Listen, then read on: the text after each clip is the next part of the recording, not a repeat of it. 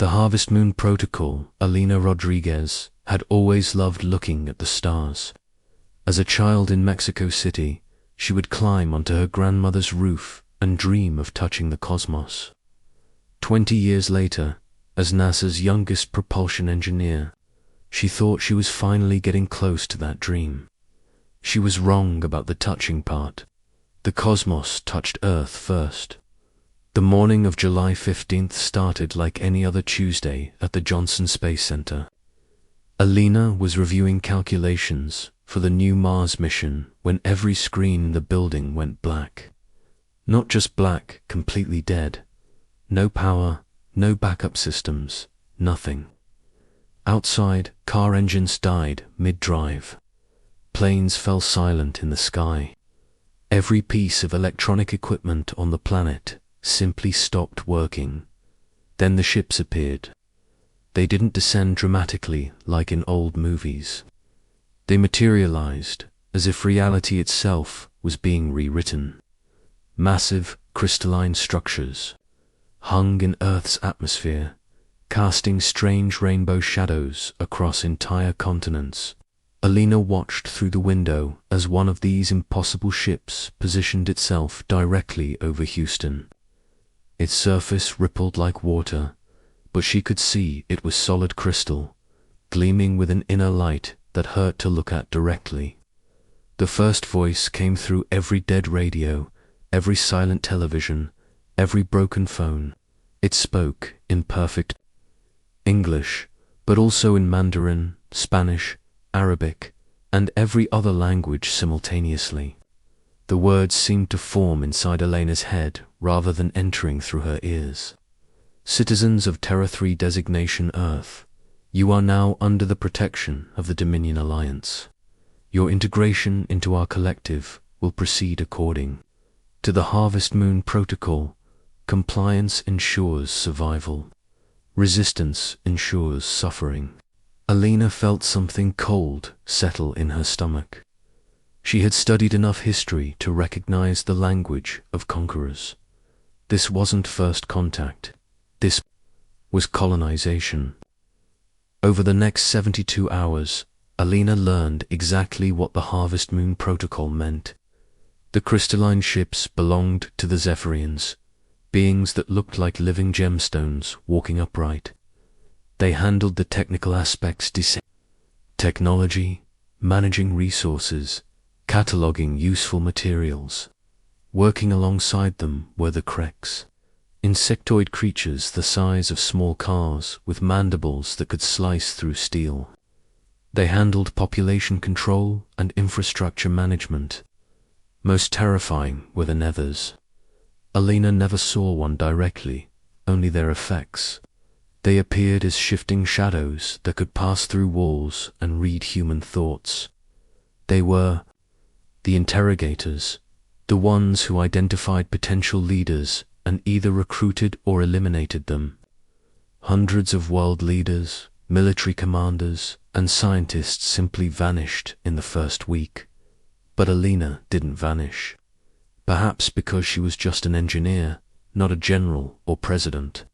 Perhaps because she was smart enough to recognize that traditional resistance would fail. While others tried to fight with broken weapons and dead vehicles, Alina was studying the enemy. She noticed patterns.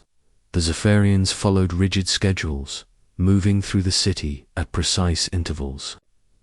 The Kreks communicated through subsonic frequencies that made electronics malfunction, but also made them predictable. Even the Nethers had limitations. They seemed to avoid areas with high electromagnetic interference. Alina began gathering people quietly, not soldiers or politicians, but engineers, mechanics, doctors, teachers, people who could think, adapt, and build. She found them in refugee camps, hiding in abandoned buildings, working in the forced labor details that the Dominion had established to harvest Earth's resources. Her first real ally was Marcus Chen, a former Microsoft programmer who had been assigned to maintain one of the Dominion's human processing centers. Marcus had figured out something crucial. The alien technology wasn't magic. It operated on principles that humans could understand, even if they were centuries ahead of Earth science. "Look at this," Marcus whispered to Alina as they met in the ruins of a Houston suburb.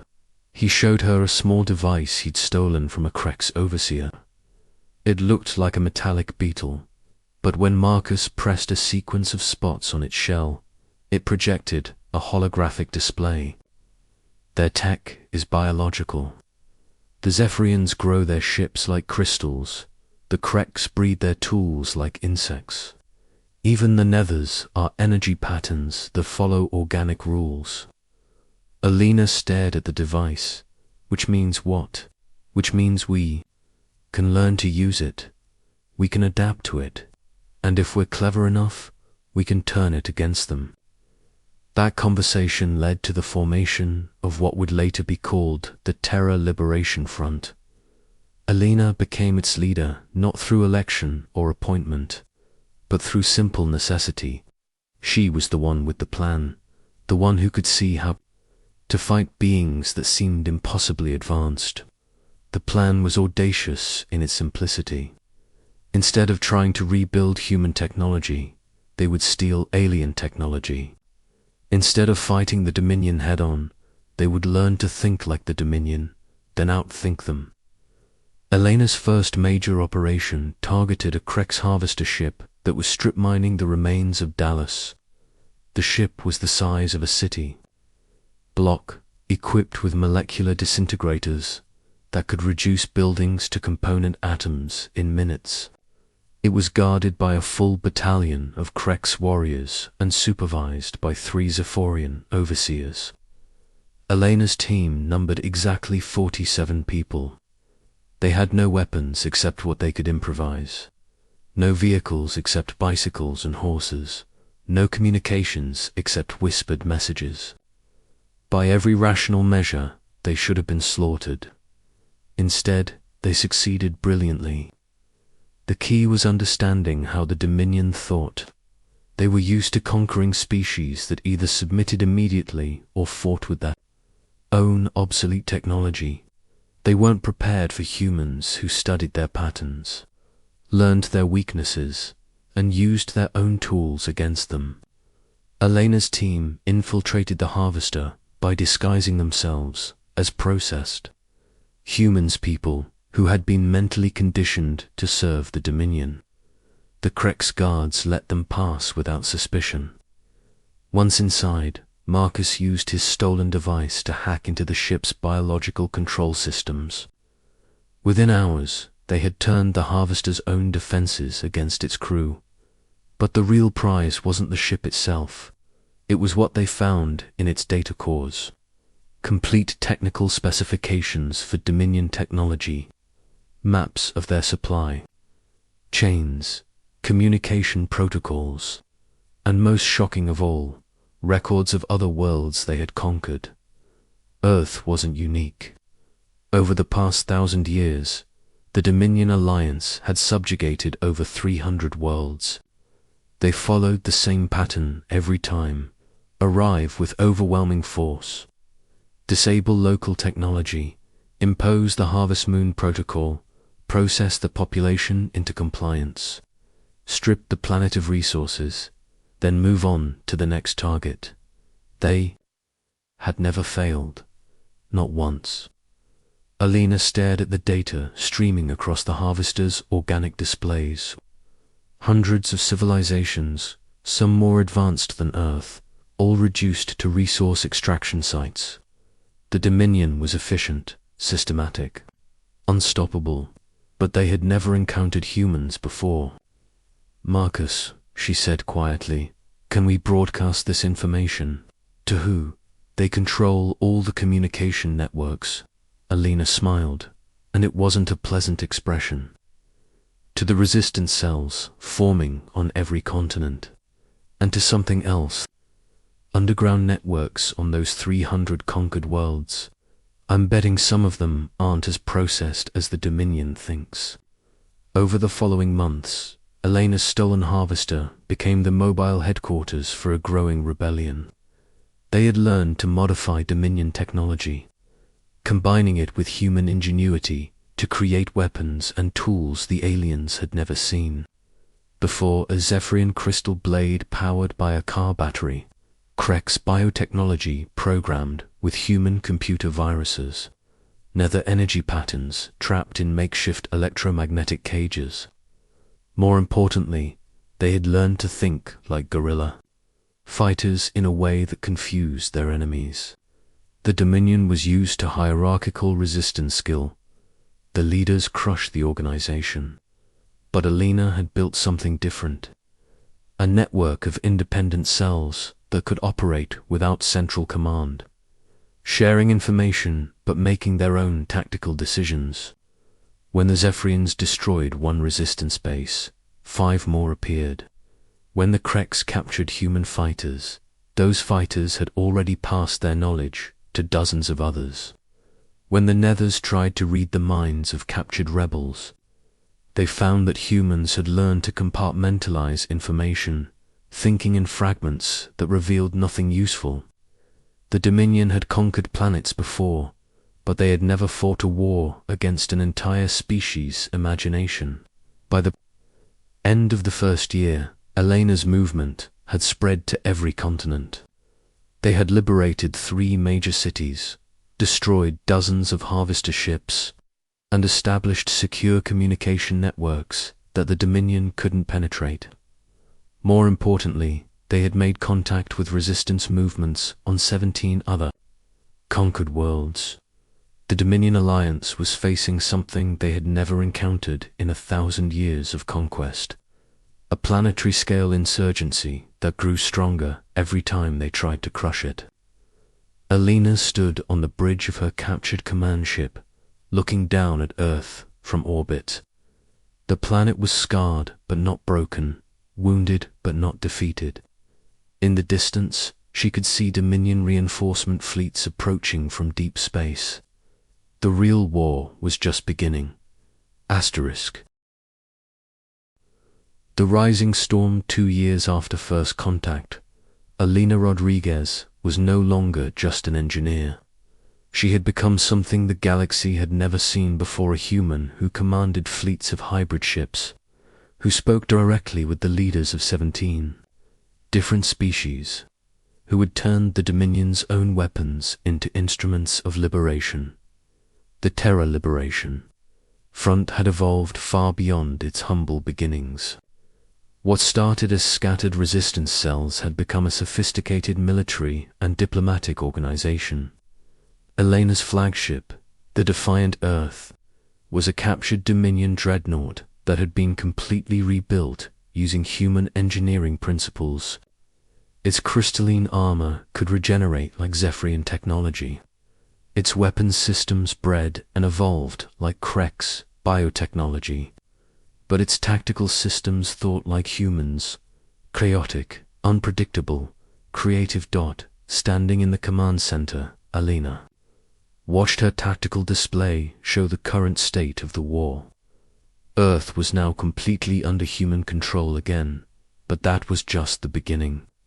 Her forces had liberated 12 other worlds from Dominion control, and resistance movements were active on over 50 more planets. Commander Hordigus Marcus Tune approached. His appearance changed dramatically from the programmer she had first met. Scars from nether attacks marked his face, and his left arm had been replaced with a hybrid prosthetic that interfaced directly with Dominion biotechnology. Were receiving transmissions from the Corvani system. They're ready to join the Alliance. Elena nodded, studying the star map floating before her. The Corvani were reptilian beings who had been conquered by the Dominion over 2 centuries ago. Like many species, they had initially resisted, been defeated, and then been processed into compliance. But human tactics, guerrilla warfare, distributed resistance, technological adaptation had spread throughout their underground networks. What about the Dominion response? That's the interesting part. Marcus pulled up another display. They're not responding the way we expected. Instead of sending more military forces, they're pulling back to their core systems. Intel suggests they're calling for something called a convergence protocol. Alina had never heard that term before, but it didn't sound good. Over the past 2 years, she had learned that the Dominion Alliance wasn't just 3 species working together. It was a vast hierarchical empire with hundreds of member species, all organized under the control of an ancient ruling class called the Primarchs. The Convergence Protocol probably meant the Primarchs themselves were getting involved. How long do we have? Based on their fleet movements, maybe 6 months before they reach the Sol system. 6 months to prepare for whatever the Dominion's ultimate leadership could throw at them.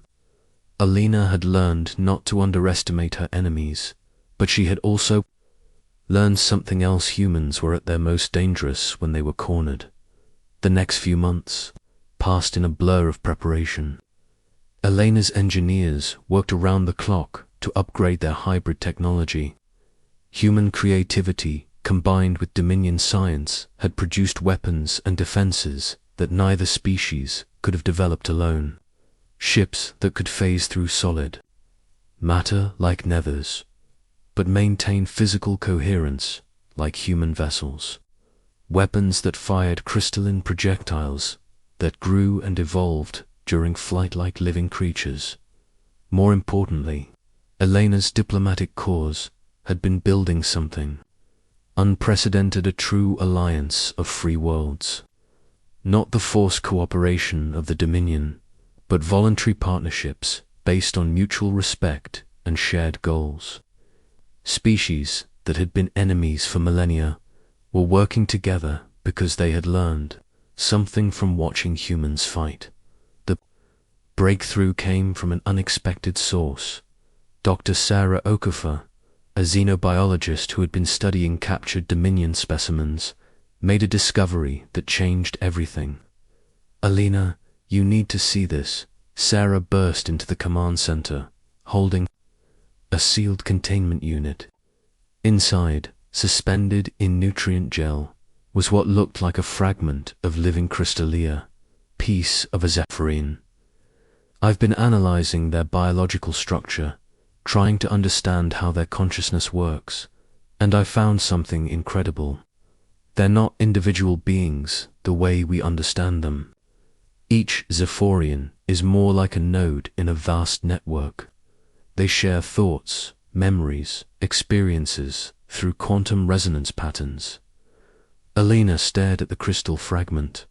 "What are you saying?" "I'm saying the entire Dominion operates like a single, gigantic mind. Every Zephirian, every Krex, every Nether, they're all connected through quantum consciousness.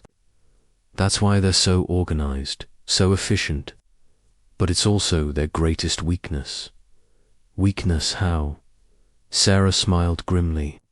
"Because if you can disrupt the quantum resonance, you can break the entire network, cut off their shared consciousness, and they become just individual beings trying to coordinate without their collective intelligence." Alina felt something click in her mind. This was the key to defeating an empire that had conquered hundreds of worlds, not through superior firepower or better tactics, but by understanding the fundamental nature of their enemy and turning their greatest strength into a devastating weakness. The plan that emerged was audacious even by human standards. Instead of waiting for the Dominion's convergence protocol to reach Earth, Alina would take the fight to them. Using the quantum resonance disruptor that Sarah's team had developed, she would strike at the heart of the Dominion's collective consciousness, Nexus Prime, a massive space station orbiting the gas giant in their home system. The assault fleet that departed Earth 3 months later was like nothing the galaxy had ever seen. Over 1,000 ships from 47 different species, all coordinated, not through rigid hierarchy but through flexible partnerships. Human vessels worked alongside Corvini destroyers, Freed Zephyrian crystal ships flew in formation with modified Krex biofighters. The journey to the Dominion core systems took 6 weeks, and along the way, they liberated 3 more worlds and added their fleets to the growing armada. By the time they reached the Nexus Prime, Alina commanded over 2,000 ships and had received surrender offers from 17 Dominion member species who had decided to join the rebellion rather than face human-led forces in battle. The final battle was shorter than anyone expected. The Nexus Prime was defended by the most powerful fleet in Dominion history, over 10,000 ships, weapons that could destroy planets, shields that had never been breached. It should have been an impossible fight, but when Sarah's quantum resonance disruptor activated, something extraordinary happened. The Dominion fleet didn't just lose coordination, it came apart. Captains who had never made independent decisions suddenly found themselves thinking for the first time in centuries. Crews realized they had been serving an empire that had enslaved their own planets. Ships began surrendering, switching sides, or simply stopping in place as their crews tried to understand what individual consciousness felt like. Alina watched from the bridge of the defiant Earth as the most powerful empire in galactic history collapsed not through destruction, but through awakening. Millions of beings suddenly remembered what it felt like to choose their own destiny instead of serving the collective will, the Primarchs themselves. The ancient rulers who had controlled the Dominion for millennia were found in the deepest levels of the Nexus Prime. They weren't the godlike beings Alina had expected, but rather the first victims of their own system creatures, so connected to the collective consciousness that they had forgotten how to exist as individuals. Standing before them in the Nexus Control Center, Alina made a decision that would define humanity's role in galactic history. Instead of execution or imprisonment, she offered them something they had never experienced, the chance to learn how to be free. You spent 1,000 years conquering worlds because you believed that unity required control, she said, looking at the beings who had terrorized half the galaxy. But humans have something different to teach you. Unity through choice, strength through diversity, order through cooperation, not domination. The years that followed would later be called the Great Awakening. With the quantum resonance network dismantled, species across hundreds of worlds experienced individual consciousness for the first time. Many struggled with the concept at first making. Choices was terrifying after centuries of having every decision made for you, but humans were patient teachers. Elena's diplomatic corps now expanded to include representatives from every freed world, helped establish what became known as the Galactic Federation of Free Worlds. Unlike the Dominion, membership was voluntary, leadership was rotational, and decisions were made through debate and consensus rather than imposed from above. Alina herself served as the Federation's first president, but only for 1 term. She had learned something important about power, that the best leaders were those who gave it away. By the time she retired, the Federation included over 400 worlds, all governed by principles that had once been considered uniquely human, individual freedom, democratic decision-making, and the belief that diversity made civilizations stronger rather than weaker. The former Dominion species didn't just join the Federation, they thrived in it. Zephyrians became master artists, creating crystal sculptures that captured and reflected emotions in ways that moved beings to tears. Krex evolved into brilliant engineers, their biotechnology advancing by centuries in just a few years. Once it was guided by individual creativity rather than collective programming. Even the Nethers found new purpose. becoming healers who could share positive emotions and memories instead of simply extracting information. Alina spent her final years not as a conqueror or ruler, but as a teacher. The Alina Rodriguez Institute for Interspecies Cooperation became the galaxy's most prestigious center for learning how different species could work together while maintaining their unique identities.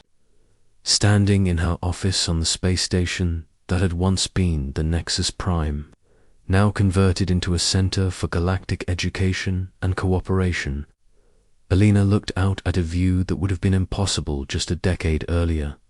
Ships from hundreds of different worlds moved through space in peaceful commerce and exploration, their crews working together not because they had been forced to, but because they had chosen to. In the distance, she could see Earth, no longer a target for conquest, but a beacon of hope for the galaxy. The planet that had once been designated for harvest had become the birthplace of freedom for countless worlds. A message appeared on her communication device. Another species, recently discovered at the galaxy's edge, was requesting help in establishing peaceful first contact with their neighbors. Alina smiled and began composing her response.